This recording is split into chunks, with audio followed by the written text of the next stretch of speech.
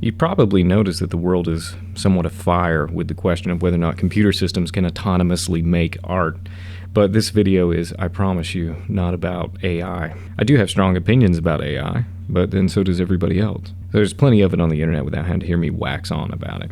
But the conversation that surrounds AI has made me ask more fundamental questions about the artist's relationship to technology and my own relationship to technology. Like most people I talk to on the subject, I tend to have a strong aversion to AI when I encounter it being used for art. But if I'm going to be intellectually honest, that forces me to ask questions about all the technologies that I use and try to figure out a way to utilize tools in a way that coalesces with my actual values in art. So as a part of this curiosity and with a view to experiment with my creative process, back in 2023, I started reducing my use of all digital tools. First, I went to Bristol paper and India ink for comic pages while I was working on a graphic novel that's coming out next month with Ignatius Press. Instead of drawing directly on a digital canvas with a Wacom, which is basically what I did for the first couple of Theseus volumes. And that's really what I'd been doing since grad school for speed and efficiency. Now, writing this here at the beginning of 2026, I have switched to hot press watercolor, waterproof ink, and watercolor paints whenever I can. So most of my newer projects are going that direction.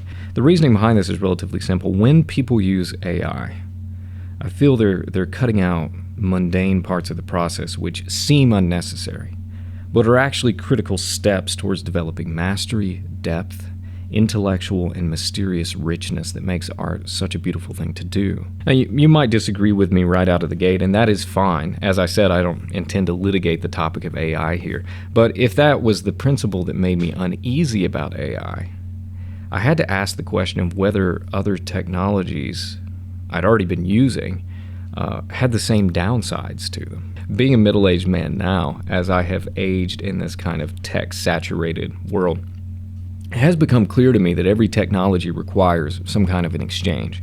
You'll always give up a way of doing something when you replace a method with a new technology.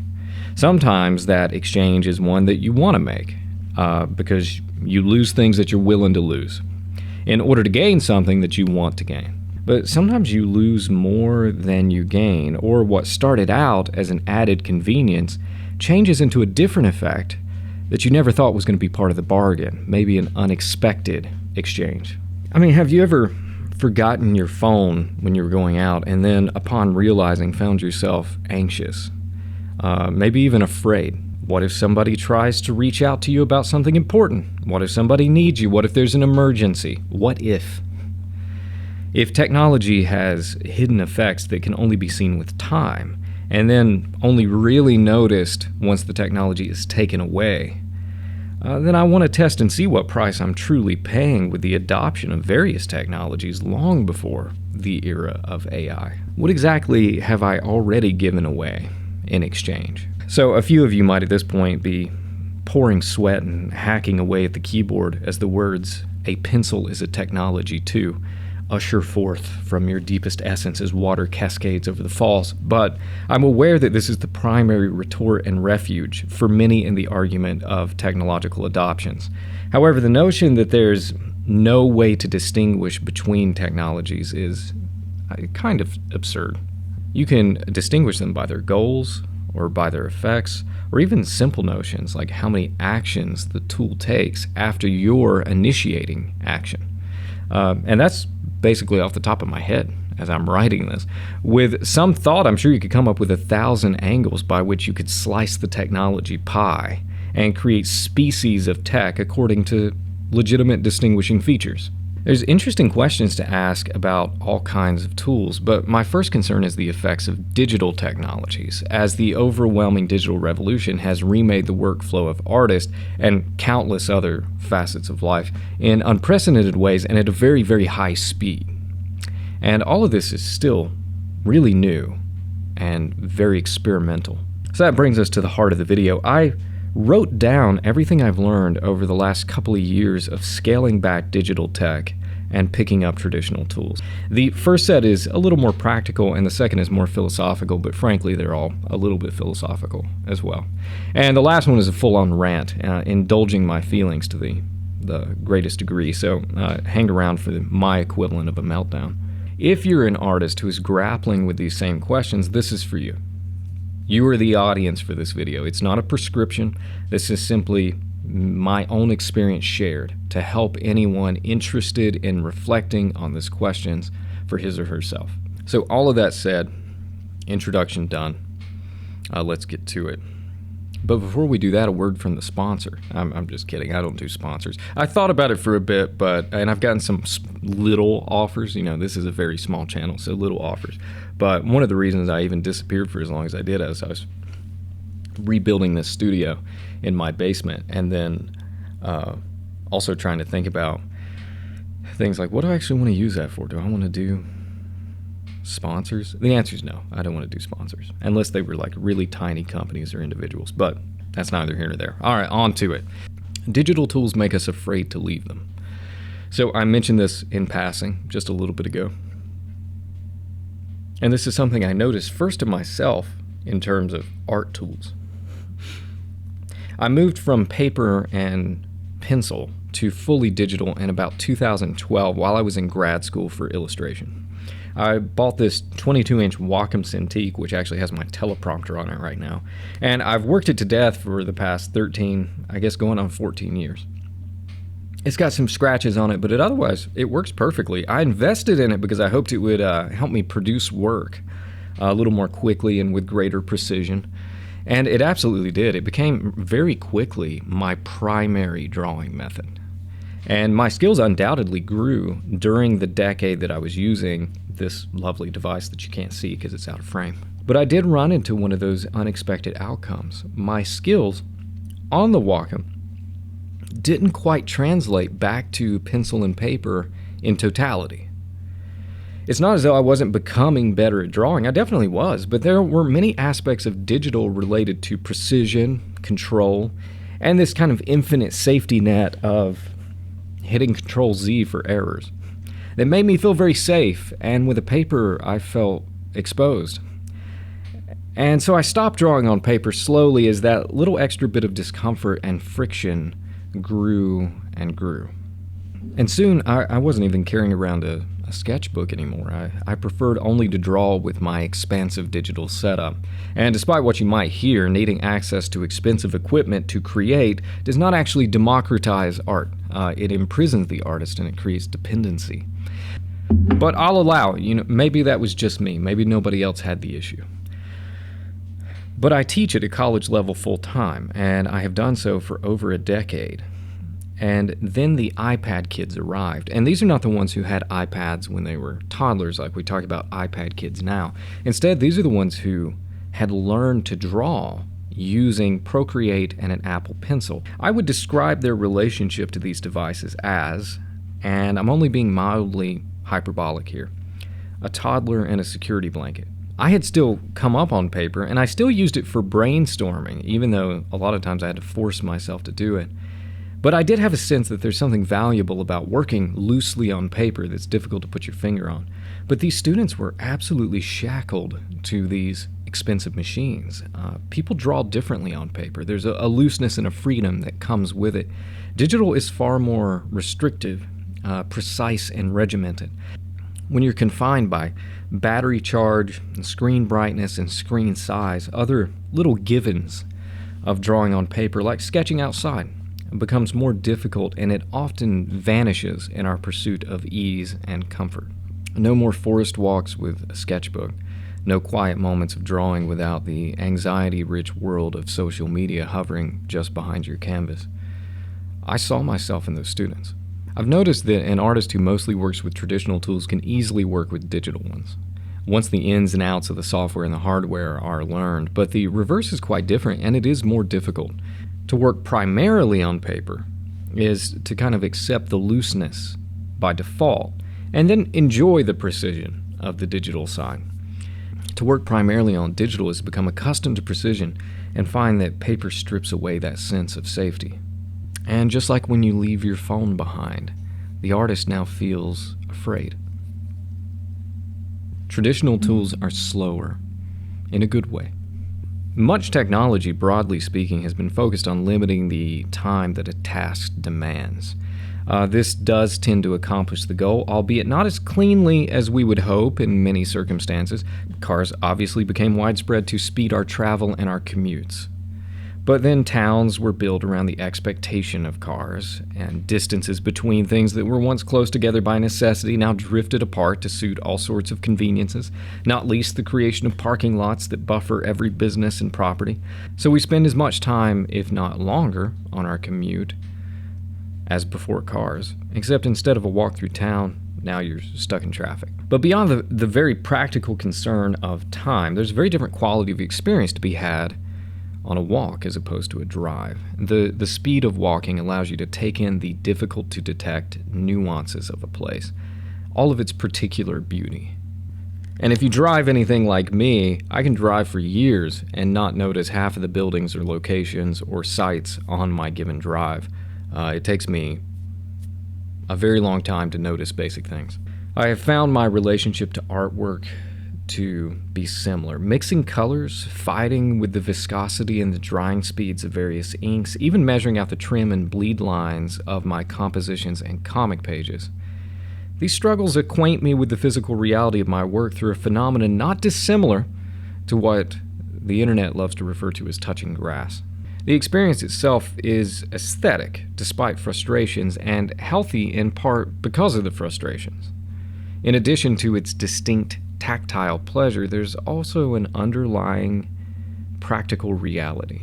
When I take a group of college students to Italy, I make them do a certain number of sketches, whether they're art students or not. And I do this because drawing is the art of noticing and studying reality. And when I draw, I am forced to consider every angle, shadow, and proportional relationship of the subject. You end up not simply with an image of the thing, but with a much more comprehensive understanding thereof.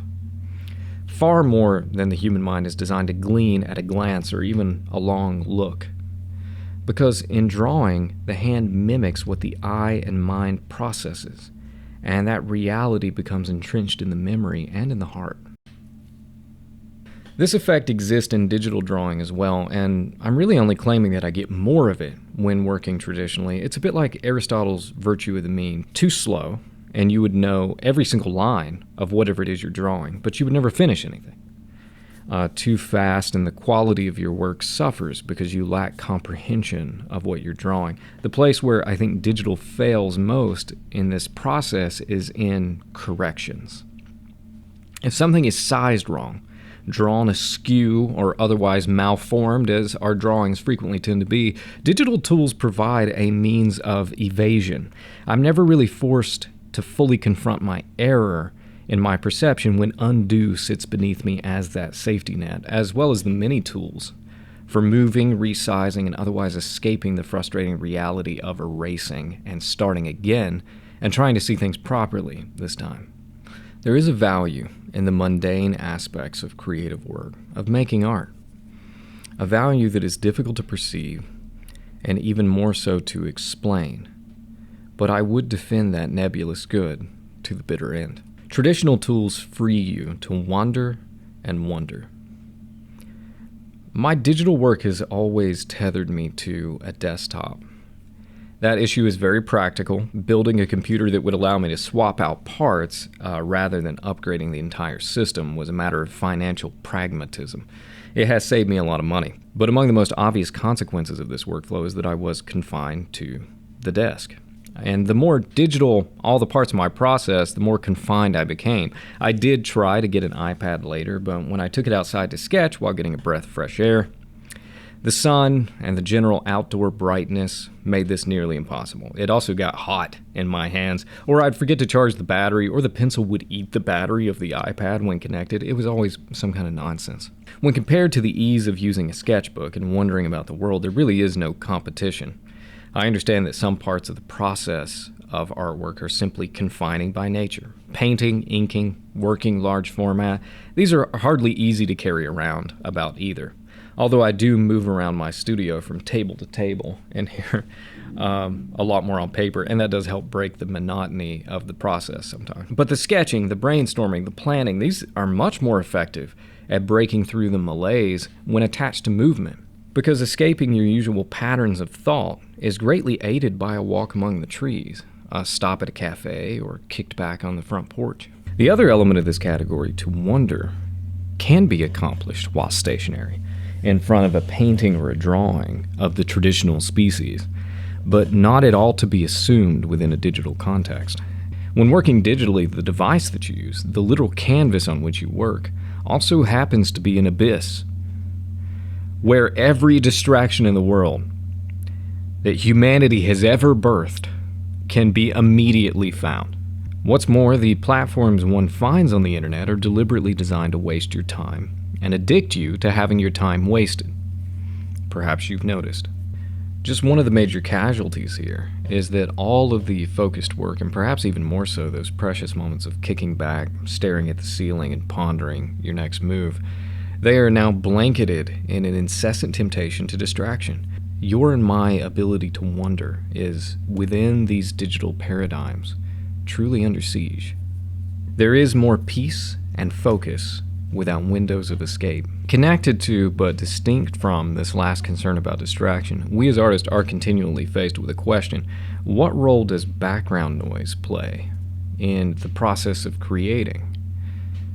When I was a startlingly awkward preteen, I would draw at my desk for hours every day, burning through a ream of copy paper that I had bought from Office Max and churning out masterpieces like Iron Man Hip Thrust and Hulk, but mangled.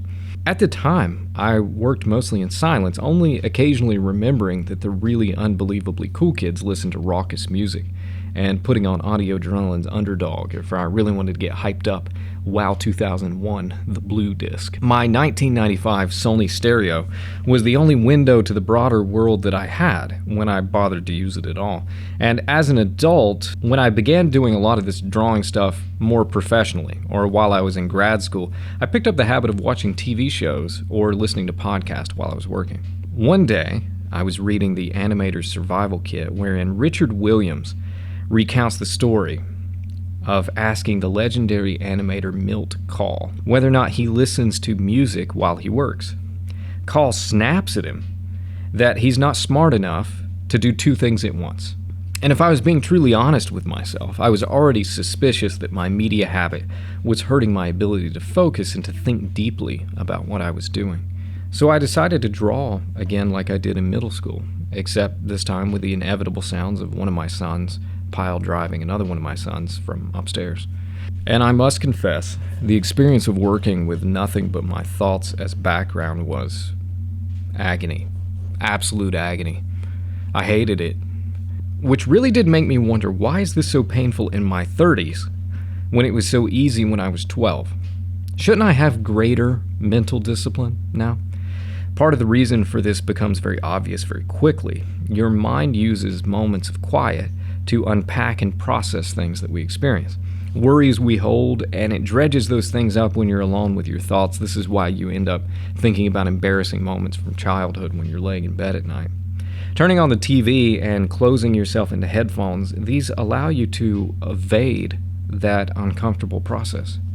The quiet truly does help you think, but it's not necessarily a pleasant experience to filter through everything you've allowed to stack up in the age of the distraction machine life. So we avoid it, we escape it, and we postpone it again and again, choosing to sit on the surface of our thoughts rather than dig deeply into them.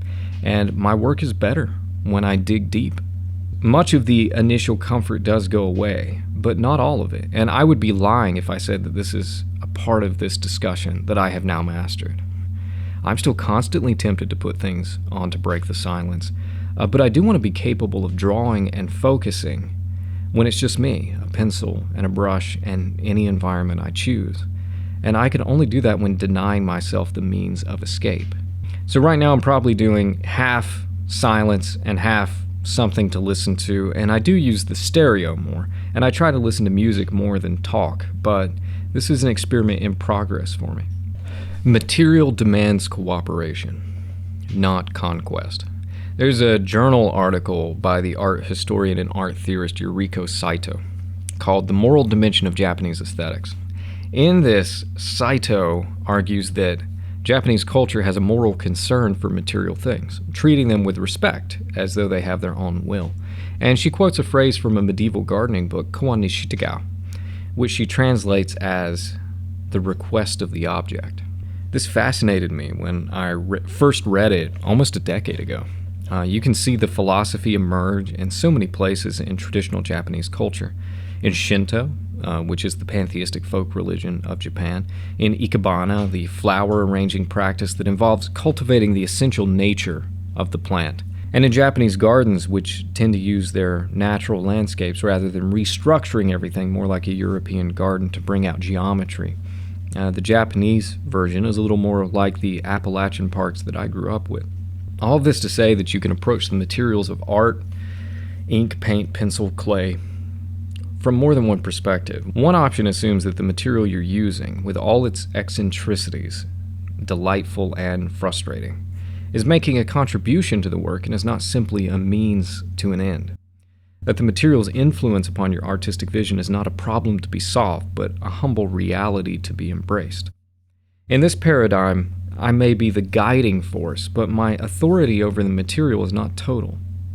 I must learn that material's nature well, how ink flows, how the texture of the paper shows, how watercolor blooms, and how charcoal spreads and smudges under the oil of my fingertip, and orient the natural tendencies of those materials to harmonize with my own vision and intention. This is a complex intellectual and philosophical process bound up in muscle memory and all kinds of practicalities. And this is a problem for digital art because its tools are abstract, not concrete. Its tactile qualities are removed entirely or diminished greatly. Its goal is to give you total conquest, not insist upon your cooperation. It's a product of a culture which views as problematic any barrier to achieving the total assertion of your will.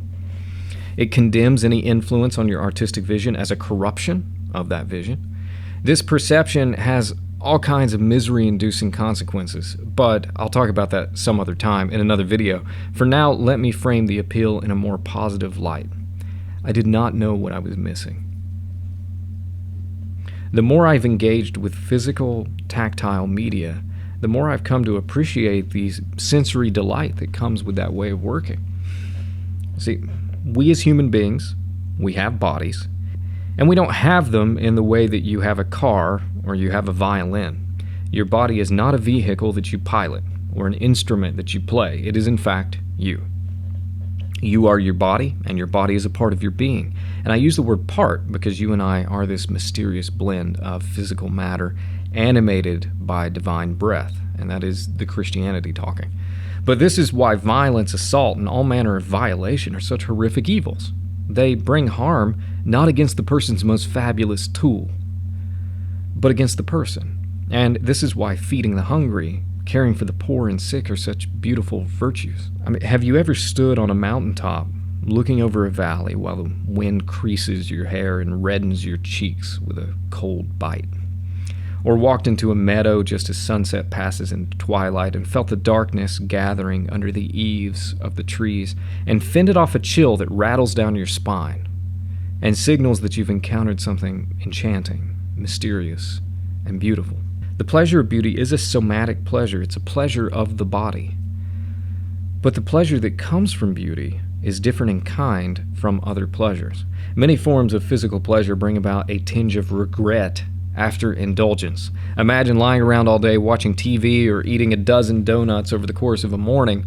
It might be pleasurable for a part of that moment, but such indulgences can easily drag you into the world of tremendous regret. Many pleasures are just a product of our appetites being momentarily satiated. They occur when we let loose, not when we show restraint. Beauty is of another species. It's easy to miss, and indulgence and appetite rarely share terrain with the beautiful. You can, through pursuit of satiating appetites, become inured to the presence of beauty. All of us can fail to notice what's beautiful about our daily life, our morning walk, and the presence of our family.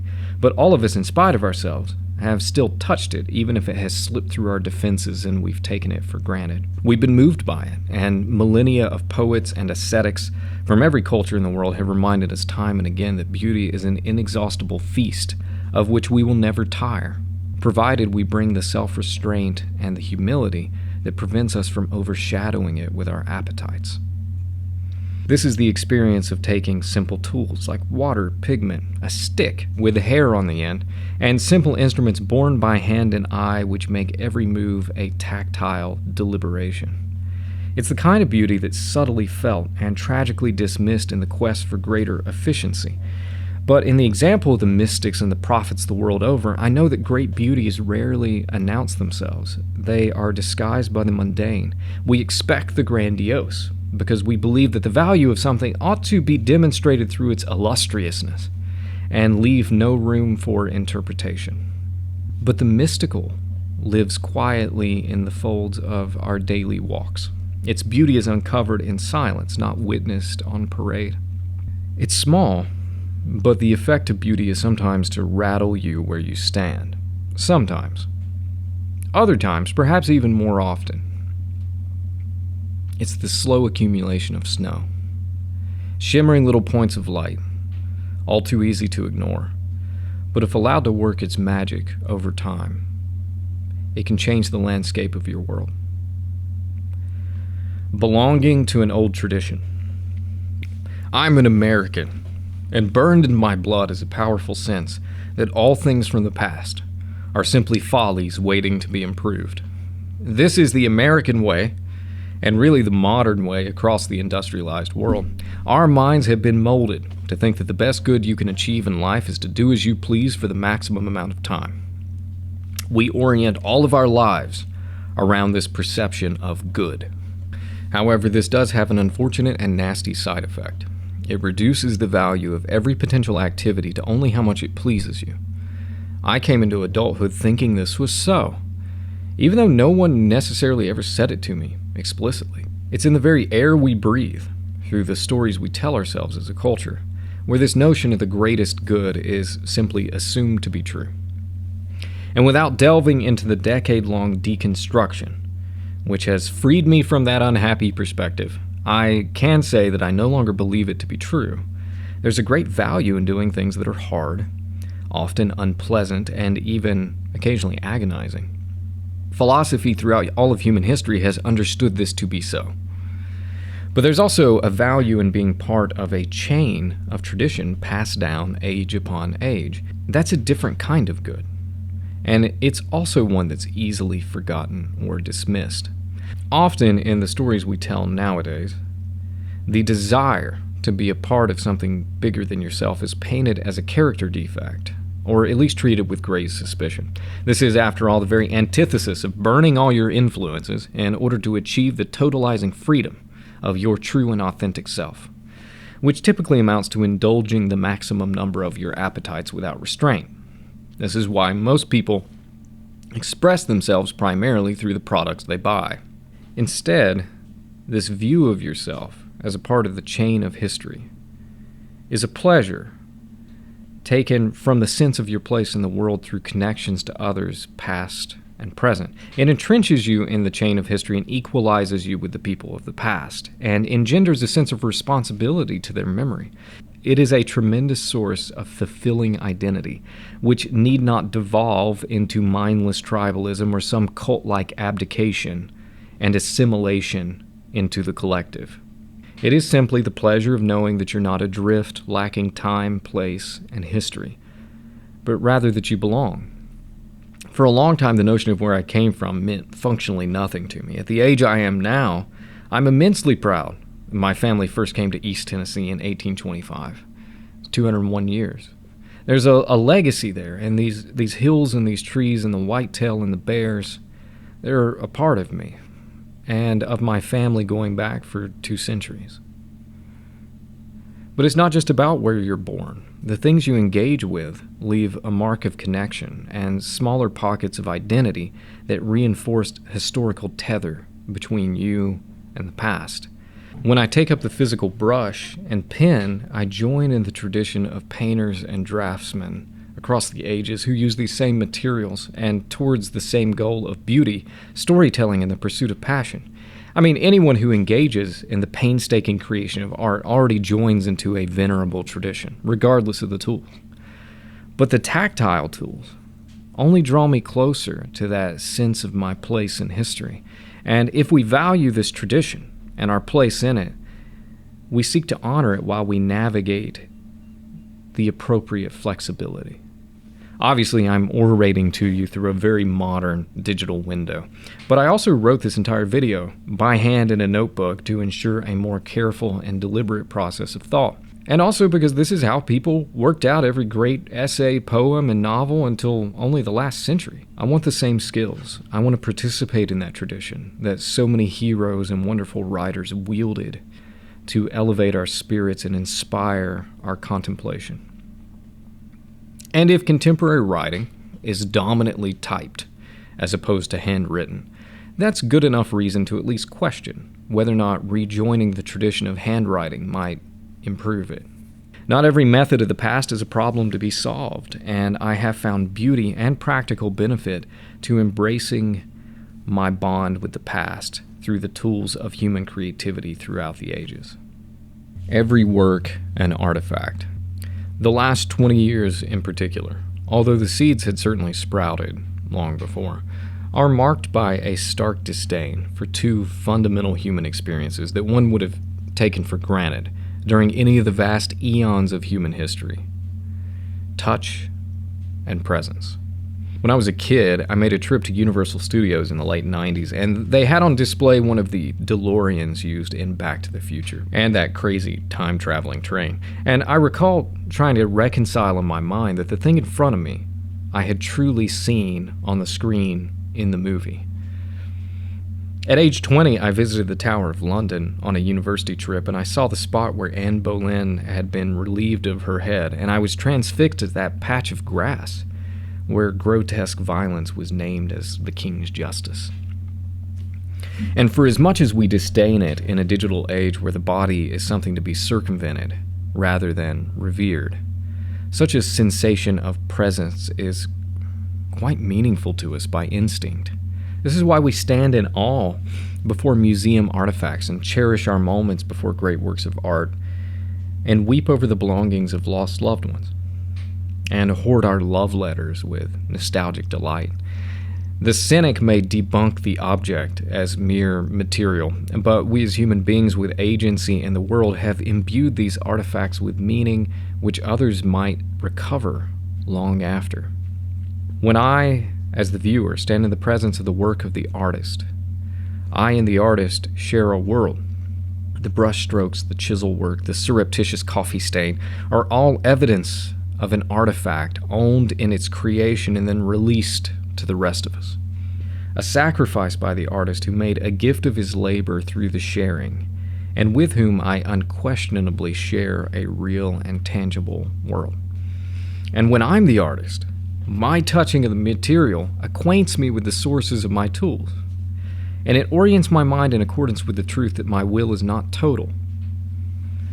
But this real matter can only be shaped by me, not ruled, and the fruit of my labor is a real sensory and obdurate reordering of that material, which can be shared with others through that same mysterious presence that I have already enjoyed in the work of other artists and craftsmen. To work with traditional material makes something real, and this is not simply a difference in method. It's a difference in outcome, and a difference in the meaning that can be derived from it. Rebellion. I admit generally that the concept of the avant-garde has never been very interesting to me. There's people who do things because everyone else is doing so. There's people who do things because everyone else is not doing so. In both cases, your guiding principle is what other people are doing.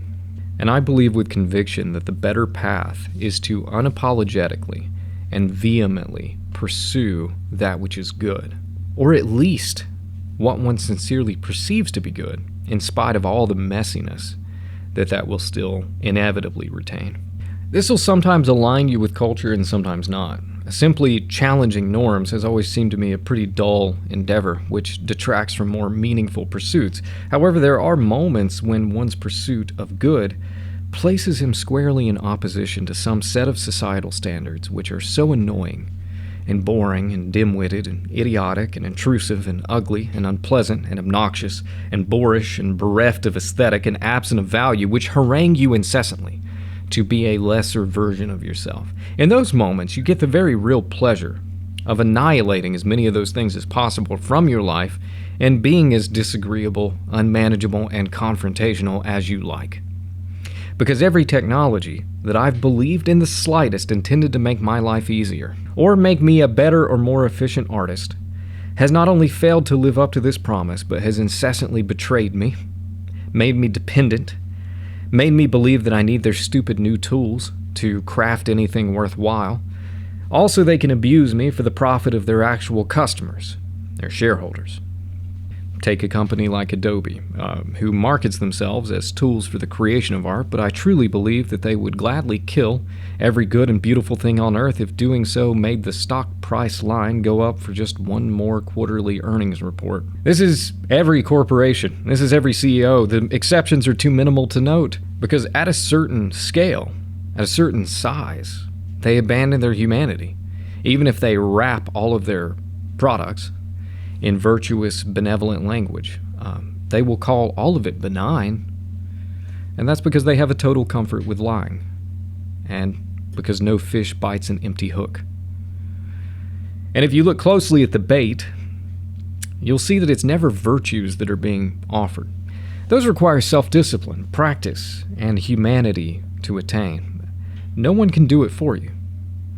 Instead, tech corporations and the Silicon Valley cesspool has nothing to offer you except convenience, speed, ease. Skip the hard part. They prey on your weakness, your self-doubt, because the underbelly is where you gut from.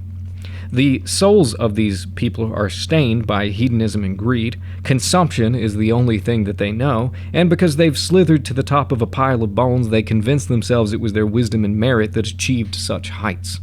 They indoctrinate themselves and each other to an irrational dogma, which holds that their total indulgence of their own vices amounts to some total good the poor simply aren't insightful enough to see. Just as a predator altruistically digests its prey. Can I excise them from my life entirely? No. They have a feverish grip on our society which they hate and curse but cannot release because they lack the character and the courage to ever do willingly with 1 cent less. But I can't even wish them ill. There's forgiveness and redemption available for all their crusty, twisted souls, and I do hope they find it. But as much as I'm able, even if little by little, I will say no to the promises of speed and convenience. I will embrace the slow, the traditional, the physical, and the human. I will favor the natural over the artificial. I will seek a humble and simple life, and I will teach that life to my children. I will accept the friction that comes with opting out of the common, pervasive technologies, but I will try to judge all of them on their real merits. I will force moderation upon myself, and I will pursue art's goodness, which transcends all cultures and all eras, even if it earns me nothing.